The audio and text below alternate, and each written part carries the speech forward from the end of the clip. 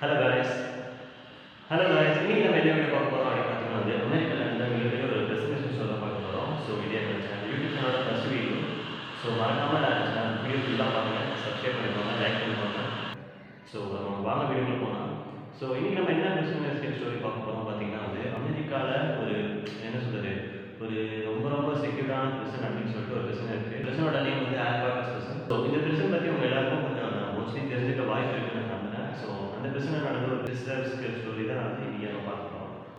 So first இந்த business ஸ்டோரியில் நம்ம என்ன பற்றி தெரிஞ்சுக்கணும் பார்த்தீங்கன்னா அந்த பிரிசன் பற்றி கொஞ்சம் தெரிஞ்சுக்கணும். ஸோ இந்த ஆல்பார்டஸ் ஸ்டேட் அப்படிங்கிற ஜெயில் பார்த்தீங்கன்னா 1994 1963 வரைக்கும் ஆக்டிவாக இருந்த பிரிசன் ஒன்று தான் இந்த ஆல்பார்டஸ் பிரிசன். இந்த பிரிசன் பார்த்தீங்கன்னா வேர்ல்டுலேயே one of the most secure prison அப்படின்னு கூட சொல்லுவாங்க. ஏன் அப்படி பார்த்தீங்கன்னா இந்த பிரிசன் பார்த்தீங்கன்னா ஒரு ஐலாண்டில் இருக்குது, சுற்றி சீ இருக்குது. ஸோ அங்கே இருக்க கிரிமினல்ஸால் ஜெயிலை விட்டு தப்பிக்கவே முடியாது. ஸோ இதனால தான் இது மோஸ்ட் செக்யூர் பிரிசன் அப்படின்னு சொல்லுவாங்க. அது மட்டும் இல்லாமல் அந்த பிரிசனில் எப்பவுமே 24% ஹை செக்யூரிட்டி இருக்கும். ஸோ 20 feet ஹைட்டுக்கு பெரிய பெரிய ஸ்டீல் வால்ஸ் எல்லாம் இருக்கும். அது மட்டும் இல்லாமல் சீல சில டைம்ஸ் ஷார்ட்ஸ் கூட இருக்கும் அப்படி கூட சொல்கிறாங்க. ஸோ அந்த பிரச்சனை இருந்து தான் ஒரு 4 பேர் தப்பிக்கலாம் அப்படின்னு சொல்லி பிளான் போடுறாங்க. ஸோ அவங்க தப்பிச்சாங்களா இல்லையா, என்ன பண்ணாங்க, போலீஸ் அதை கண்டுபிடிச்சாங்களா இல்லையா அப்படிங்கிறத இன்னைக்கு நம்ம வீடியோவில் டீட்டெயிலாக பார்க்க போகிறோம். 1963 பார்த்தீங்கன்னா அந்த ஆல்பார்டஸ் பிரிசனுக்கு ஒரு 4 கிரிமினல்ஸ் கூட்டிகிட்டு வராங்க. ஸோ அதில் ஃபஸ்ட் ஆள் நேம் யாருன்னு பார்த்தீங்கன்னா ஃப்ராங்க்லின் மாரிஸ். ஸோ இவர் தான் இந்த 4 பேரையும் அதிக ஹைட்டி உள்ள ஒரு பிரிசனர். அது மட்டும் இல்லாமல் ஏற்கனவே நிறைய தடவை பிரிசன் எஸ்கேப் ஆகி வந்திருக்காரு. ஸோ இவர் அதனால தான் இவர் கொண்டு இந்த பிரிசன் அடைச்சிருக்காரு. அடுத்த 2 பேர் யார் அப்படின்னு பார்த்தீங்கன்னா ஆங்கில் பிரதர்ஸ். ஸோ ஆங்கில் பிரதர்ஸ்ங்கிறவங்க பார்த்தீங்கன்னா பிரதர்ஸ். ஸோ அவங்க என்ன பண்ணுறாங்க பார்த்தீங்கன்னா வீட்டு தோட்டத்தில் இவங்க வேலை பார்த்துட்டே இருக்காங்க. ஸோ அந்த வேலை பார்த்துட்டே இருந்ததில் இவங்களுக்கு ரொம்ப போர் அடிச்சு. ஸோ நம்ம பேங்க் ராபரி அந்த எதாவது பண்ணலாம் அப்படின்னு சொல்லிட்டு பண்ணியிருக்காங்க. ஸோ இதே மாதிரி நிறைய பேங்க்ஸ் ராபரி பண்ணியிருக்காங்க. பட் இவங்ககிட்ட ஒரு மோட்டோ ஒன்று இருந்திருக்கு. என்ன மோட்டோ அப்படின்னு பார்த்தீங்கன்னா தெரிஞ்சோ தெரியாமல் யாரையுமே ஹர்ட் பண்ணியிருக்கூடாது. அதே மாதிரி ஒரு நாள் பேங்க் ராபரி பண்ணும்போது பார்த்தீங்கன்னா இவங்க 2 பேரும் போலீஸ் கிட்ட மாட்டிக்கிறாங்க. உங்ககிட்ட ஒரு கன் கூட அவங்க போலீஸ் கேஷ் பண்ணாங்க. ஸோ அப்படி கேஷ் பண்ணக்கப்புறம் தான் தெரிஞ்சது அது ஒரு ஃபேக் கன். ஏன்னா உங்களோட மோட்டோ யாரையும் டேக் பண்ணியிருக்கூடாதுங்கிறதுனால இவங்க ஒரு ஃபேக் கன்னை யூஸ் பண்ணி எல்லாரையும் பேங்க்ல எல்லாரையும் மிரட்டி ஸோ ராபரி பண்ணிட்டு இருக்காங்க. ஸோ அந்த கடைசியாக 4வது யார் பார்த்தீங்கன்னா ஆலன்ஸ்.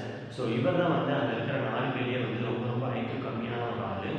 அது மட்டும் இல்லாமல் இவர் தான் ஃப்ளோரிடா ஜெயிலிருந்து தப்பிக்க ட்ரை பண்ணி போலீஸ்கிட்ட மாட்டிக்கிட்டாரு. ஸோ அங்கேருந்து கொண்டு வந்து தான் இப்போ இந்த ஆல்பார்டஸ் பிரிசனை அடைச்சிருச்சு. உங்களுக்கு ஏதாவது சேஞ்ச் பண்ணணும், இது கொஞ்சம் சேஞ்ச் பண்ணுங்க ப்ரோ, பேக்ரவுண்ட் சேஞ்ச் பண்ணுங்கள். ஸோ இந்த ஸ்டோரி கொஞ்சம் நல்லா டீப்பாக எக்ஸ்பிளைன் பண்ணுங்கள்.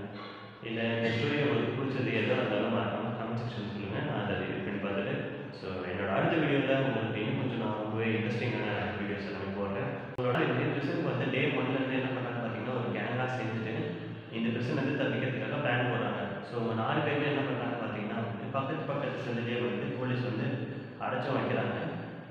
இவங்க எல்லாமே மீட் பண்ணி பேசுறதுக்கு ஒரு இடம் வேணும் இல்லையா. ஸோ என்ன பண்ணுறாங்க அப்படின்னு பார்த்தீங்கன்னா எல்லாரோட செல்லுலையுமே ஒரு வென்டிலேஷன் டக்ட் அப்படின்னு சொல்லிட்டு ஒன்று இருக்கும். ஸோ அதை உடச்சாங்க அப்படின்னா பின்னாடி பைப் கனெக்ஷன் தான் இருக்கும். So pipe connection rest room இருக்கும் இல்லையா. ஸோ செல்லுக்குள்ளேயே ரெஸ்ட் ரூம் இருக்கும். ஸோ அதனால் என்ன பண்ண பார்த்தீங்கன்னா அந்த பைப் கனெக்ஷன்லாம் பிடிச்சிட்டு அவங்க ஃபஸ்ட்டு ஃப்ளோர் போயிட்டாங்க அப்படின்னா அந்த ஃபஸ்ட் ஃப்ளோரில் உட்காந்தே இவங்க எல்லா 4 பேருமே சேர்ந்து டிஸ்கஸ் பண்ணலாம். ஸோ என்ன பண்ணுறாங்க அப்படின்னா அந்த வென்டிலேஷன் டக்டை உடைக்கிறதுக்காக கேன்டீனில் இருந்து பார்த்தீங்கன்னா ஸ்பூன் எடுத்துகிட்டு வராங்க. ஸோ அந்த ஸ்பூனை யூஸ் பண்ணி என்ன பண்ணுறாங்க பார்த்தீங்கன்னா கொஞ்சம் கொஞ்சமாக அந்த சவத்தை நோண்டி நோண்டி அந்த வென்டிலேஷன் டக்டை ஃபுல்லாக கம்ப்ளீட்டாக உடச்சிடுறாங்க. ஸோ உடச்சி அந்த கேப்புக்குள்ளேயே என்ன பண்ணுறாங்க பார்த்தீங்கன்னா ஃபஸ்ட் ஃப்ளோர் போயிடுறாங்க. அந்த ஃபஸ்ட் ஃப்ளோர் ஏன் போகிறாங்க அப்படின்னு உங்களுக்கு ஒரு டவுட் வரலாம். ஏன் பார்த்தீங்கன்னா அந்த ஃபஸ்ட் ஃப்ளோரில் எப்பயுமே எந்த ஒரு கிரிமினல்ஸுமே இருக்க மாட்டாங்க, போலீஸுமே இருக்க மாட்டாங்க. ஸோ மேலே உட்காந்து இங்கே டிஸ்கஸ் பண்ணுறாங்க அப்படின்னா அவங்களால இன்னும் கொஞ்சம் நல்லா டீப்பாக 4 பேர் ஒன்றா சேர்ந்து டிஸ்கஸ் பண்ணுறாங்க. அப்புறம் இங்கேருந்து தப்பிச்சு போகிறதுக்கான போட்டு அது எல்லாமே செய்யணும் இல்லையா. அது எல்லாமே அவங்க மேலே உட்காந்து தான் செய்கிறாங்க. ஸோ இப்போ உங்களுக்கு டவுட் வரும், இவங்க அப்போ மேலே போயிட்டாங்க அப்படின்னா கீழே போலீஸ் செக் பண்ணி மாட்டுவாங்க இல்லையா, அது எப்படி மாட்டாமல் இருக்காங்க அப்படின்னு ஒரு டவுட் வரும்.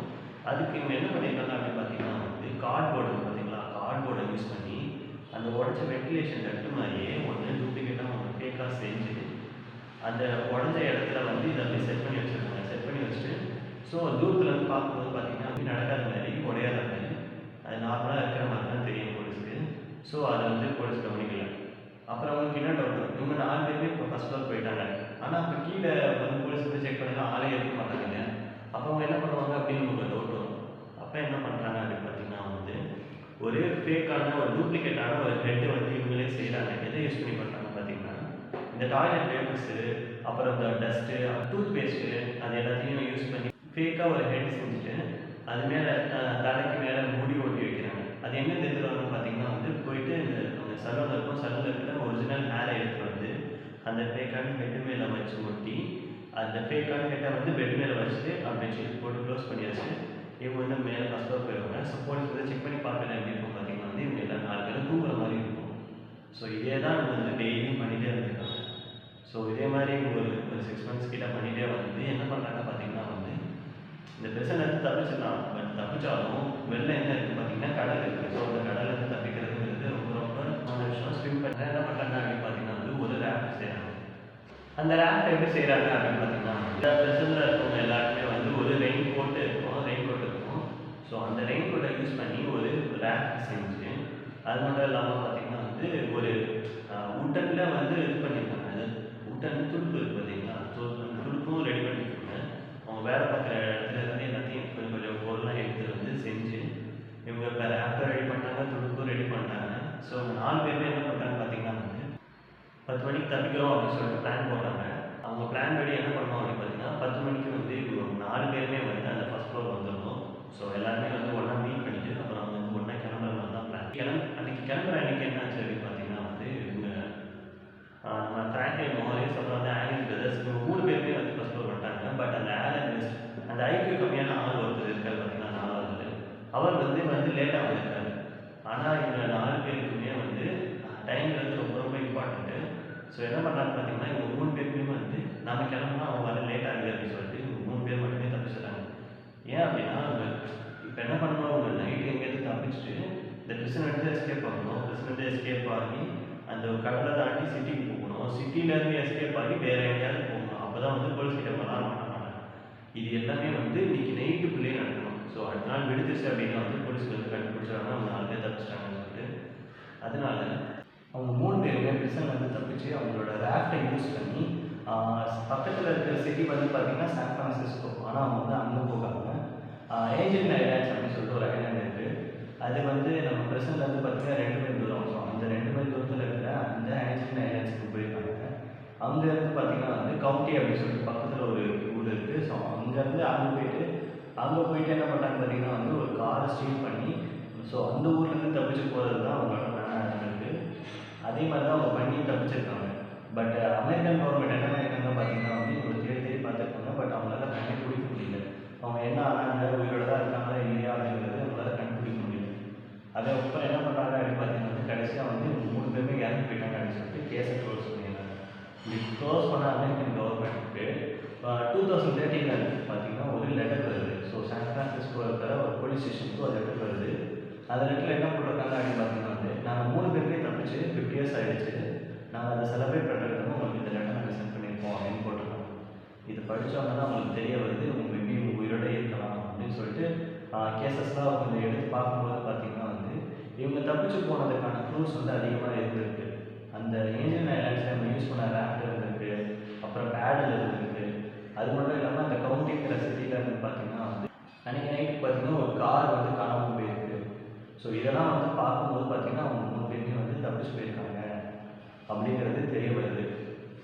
இவங்க 3 பேருமே தப்பிக்கும் போது அவங்களோட ஏஜ் எவ்வளோ இருக்கும் அப்படின்னு பார்த்தீங்கன்னா வந்து 32 தான் இருந்திருக்கு. ஸோ இப்போ ஒரு 50 இயர்ஸ் ஆகிடுச்சு அப்படின்னா இப்போ அவங்களோட ஏஜ் வந்து ஒரு 82 இருக்கும் இல்லையா? ஸோ அவங்க உயிரோட இருக்கிறதுக்கான அதிக சான்சஸ் இருக்குது. அது மட்டும் இல்லாமல் அந்த லெட்டரில் இருக்கிற ஹேண்ட் ரைட்டிங்கையும் கம்பேர் பண்ணி பார்த்துருக்காங்க. அந்த ஹேண்ட் ரைட்டிங் யாருன்னு பார்த்தீங்கன்னா ஆங்கிள் பிரதர்ஸில் ஒரு ரைட்டிங் தான் இருக்குது. ஸோ சிமிலராக இருக்குது. ஸோ அவங்க தான் அந்த லெட்டர் எழுதியிருக்காங்க அப்படிங்கிறது வந்து கன்ஃபார்ம் ஆகுது. சரி இவங்க தான் இப்போ உங்களுக்கு ஒரு கொஷின் வரும், இவங்க தான் தப்பிச்சு போயிட்டாங்கல்ல, எதுக்கு சம்மந்தமே இல்லாமல் ஒரு 50 வருஷம் கழிச்சு எதுக்கு வந்து கவர்மெண்ட்டுக்கு ஒரு லெட்டர் போடணும், இதெல்லாம் அவங்களுக்கு என்ன யூஸ் அப்படின்னு கேட்கலாம். அவங்க எதுக்காக அந்த லெட்டர் எழுதியிருக்காங்க அப்படின்னு பார்த்தீங்கன்னா வந்து ஜஸ்ட் அவங்களோட கிரெடிட்ஸ்க்காக எழுதியிருக்காங்க. ஏன்னா அமெரிக்கன் கவர்மெண்ட் என்ன பண்ணியிருக்கு அப்படின்னு பார்த்தீங்கன்னா வந்து இவங்க 3 பேருமே இறந்து போயிட்டாங்க அப்படின்னு சொல்லிட்டு கேஸை வந்து க்ளோஸ் பண்ணி வச்சிட்டாங்க. பட் இவங்க என்ன சொல்ல வராங்க அப்படின்னு பார்த்தீங்கன்னா அமெரிக்காலே இருக்கிற one of the most secured prison அப்படிங்கிறது அன்கர்ஃபன் பிரிசன். அந்த பிரிசன்லேருந்து நாங்கள் தப்பிச்சிட்டோம், உங்களால் எங்களை கண்டுபிடிக்க முடியல, நாங்கள் இன்னும் உயிரோட தான் இருக்கோம், வாழ்ந்துட்டு தான் இருக்கோம் அப்படிங்கிறத சொல்லி காட்டுற விதமாக வந்து இந்த லெட்டரை வந்து அவங்களுக்கு சென்ட் பண்ணியிருக்காங்க. ஸோ இது ஜஸ்ட் ஒரு கிரெடிட்ஸ்க்காக தான் அவங்க சென்ட் பண்ணியிருக்காங்க அப்படின்னு சொன்னாங்க. ஸோ இந்த வீடியோ உங்களுக்கு பிடிச்சிருந்துச்சு அப்படின்னா வந்து மறக்காமல் சப்ஸ்கிரைப் பண்ணிக்கோங்க, லைக் பண்ணுங்கள், கமெண்ட் செக்ஷனில் அடுத்து என்ன ஸ்டோரி போடலாம்னு சொல்லுங்கள். ஸோ எதுவாக இருந்தாலும் சொல்லுங்கள், நம்ம நெக்ஸ்ட் வீடியோவில் பார்க்கலாம். தேங்க்யூ.